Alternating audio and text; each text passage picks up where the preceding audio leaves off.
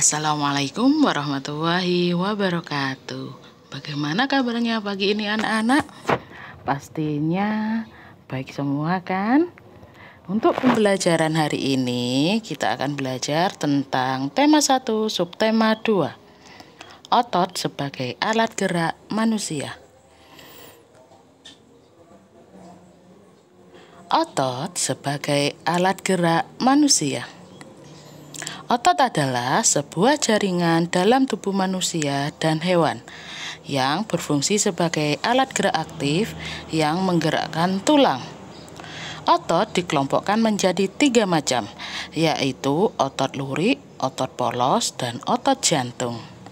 Di sini Ustazah akan menjelaskan satu persatu macam-macam otot. Untuk yang pertama, otot lurik atau otot rangka adalah sejenis otot yang menempel pada rangka tubuh dan digunakan untuk pergerakan. Di sini Ustazah sertakan gambar otot lurik.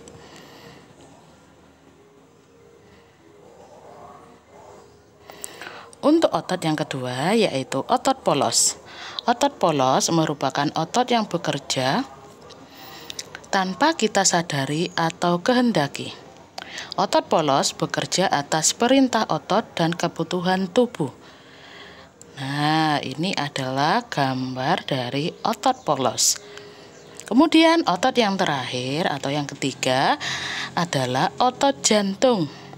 Otot jantung merupakan penyusun dinding jantung dan memiliki fungsi untuk menompa darah baik menuju jantung maupun sebaliknya, hingga terjadi sirkulasi darah.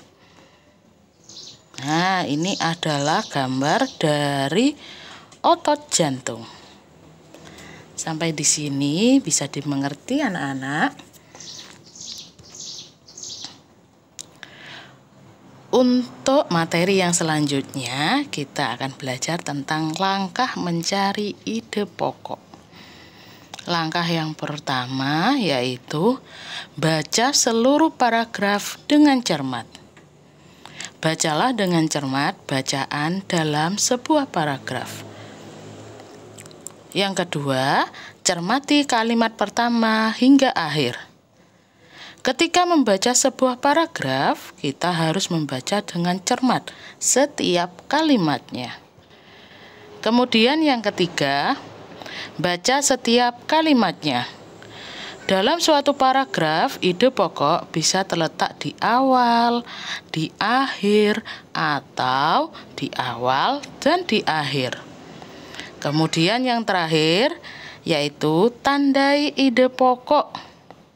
Setelah kita menemukan ide pokok, kita harus memberikan tanda agar tidak lupa. Yuk, kita belajar mencari paragraf. Di sini Ustazah mempunyai sebuah paragraf. Yuk, kita sama-sama mencari ide pokok dari paragraf ini. Kita baca yuk. Organ gerak manusia dan hewan. Gerak merupakan suatu tanggapan terhadap rangsangan dari lingkungan. Contoh gerak tampak pada hewan sapi yang memiliki kaki untuk berjalan di darat. Burung terbang di udara dengan sayap. Ikan berenang menggunakan sirip. Sapi, burung, dan ikan bergerak sesuai lingkungan yang ditinggali. Menurut anak-anak, mana ayo yang merupakan ide pokok? Sudah tahu jawabannya? Ya, betul sekali. Jadi, ide pokok dari paragraf di atas adalah gerak merupakan suatu tanggapan terhadap rangsangan dari lingkungan. Sudah bisa kan anak-anak untuk mencari ide pokok dari suatu paragraf? Alhamdulillah. Nah, cukup sekian materi dari Ustazah. Untuk tugas hari ini, anak-anak bisa mengerjakan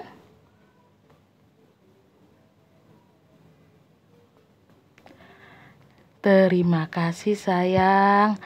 Ya, sudah pagi ini belajar dengan Ustadzah. Ya, tetap jaga kesehatan. Tetap belajar dengan rajin. Dan wassalamualaikum warahmatullahi wabarakatuh.